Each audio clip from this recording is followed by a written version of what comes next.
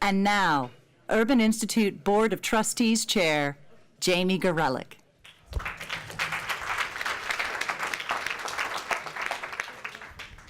So I have the wonderful task of trying to wrap up in 10 minutes everything that has been said today. And I was going to have as my partner in this, Mitch Daniels, the former governor of Indiana, the president of Purdue, but his mentor in life, Senator Dick Lugar, died, and the funeral is today. And so Mitch will not get here until our board meeting tomorrow. But we have a fabulous substitute and volunteer, Rip Rapson, the president of Kresge. Come on up, Rip, to help us try to sum up what we have heard, and to be a little provocative, which of course he knows nothing about. Rip has devoted much of his career to helping spur innovation in service of mobility, equality, justice, the kinds of things we heard about in this very last panel, which was fabulous, really fabulous. Thank you, Deval, for summoning up this group, and thank you to this group for inspiring us. So let me, we only have 10 minutes. Let me just say my part. As the chair of this institute, I've spent a lot of time thinking about 1968 when we began. It was my senior year in high school. Martin Luther King and Bobby Kennedy were shot. Our cities were on fire, literally and figuratively, and a war was raging, and an internal war for the soul of our country was raging. And if you think back to that moment in time, and then you think about our look forward for the next 50, you want to have as much impact as we have had for the past 50, and more so. You want to grapple with the most serious problems that we have.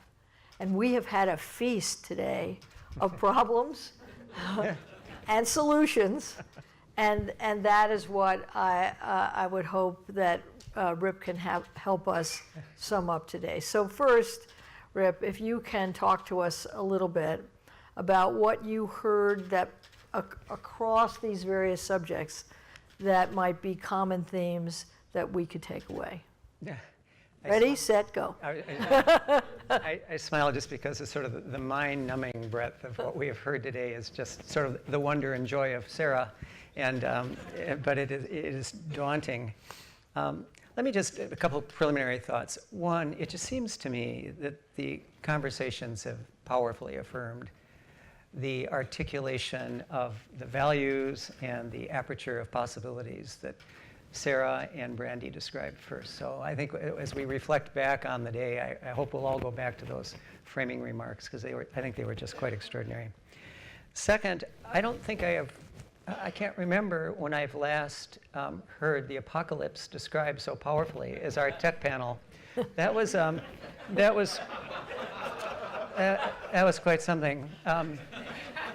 I told Vivian that I would not speak in a room in which she was present, so she's on an airplane. But maybe three very quick observations, because I think you almost have to rise to a meta level given the complexity of what we've just heard. I think first is it seemed clear in the conversations I participated in that change is going to be driven at the city level by a very different distribution of power, authority, responsibility, and roles among the different sectors.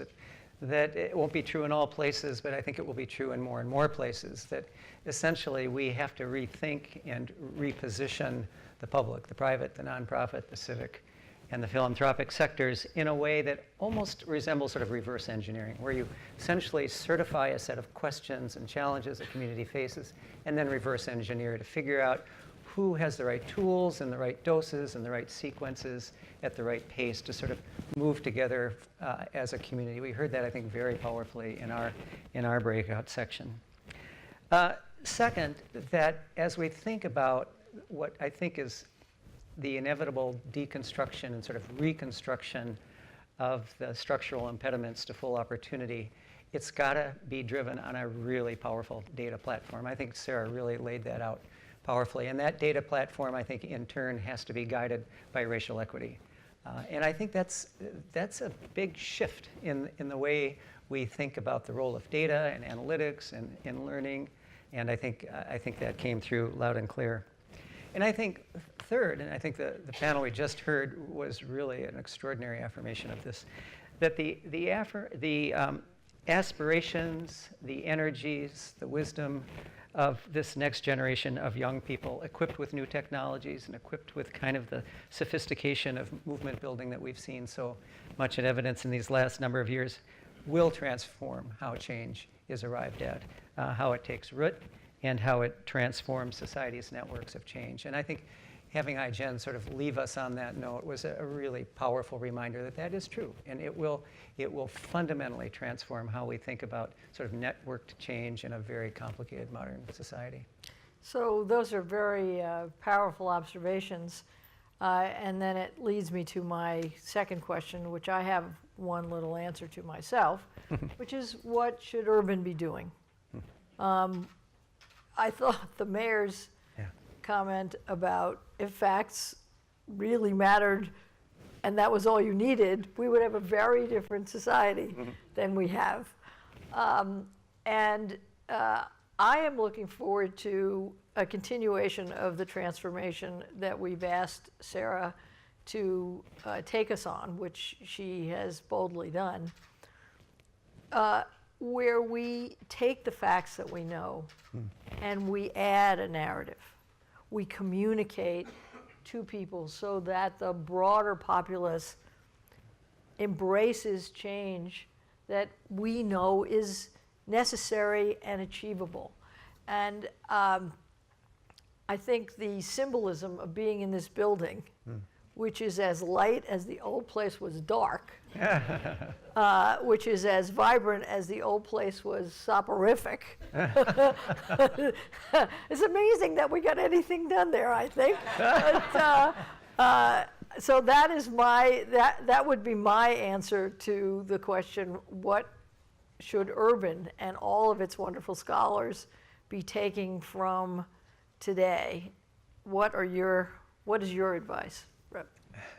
Well, again, if I'm going to put the sort of the content piece to the side, there was so much content, and urban has so long been expert in sort of bubbling up the content that matters, and suggest that, and Sarah, you know this, forgive me, that this is fundamentally a systems redesign issue. Trying to create an adaptive capacity on the part of this institution that is agile enough, moves quickly enough in real time to actually be relevant to policy and practice.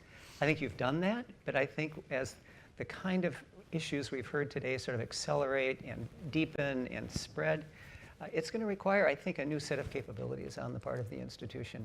And I think that raises, in turn, three quick challenges, if I could do another three.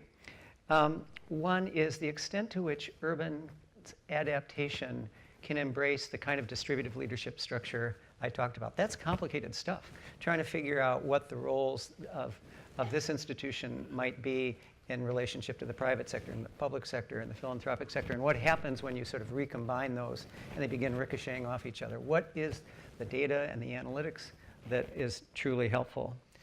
I think second, up a level perhaps, is how urban can optimize platforms that truly connect to other repositories of information and analysis. Again, I think you do a very good job. I keep looking at Sarah because she's going to be furious, but I think urban does a very good job at this, but I think it demands even more. And particularly as you begin to go to ground and you think about nonprofit data intermediaries, what are the kinds of intermediating functions that urban might play both at its national peer level, through the states and down vertically to local units of government, and then across the civic spectrum and the civic infrastructure.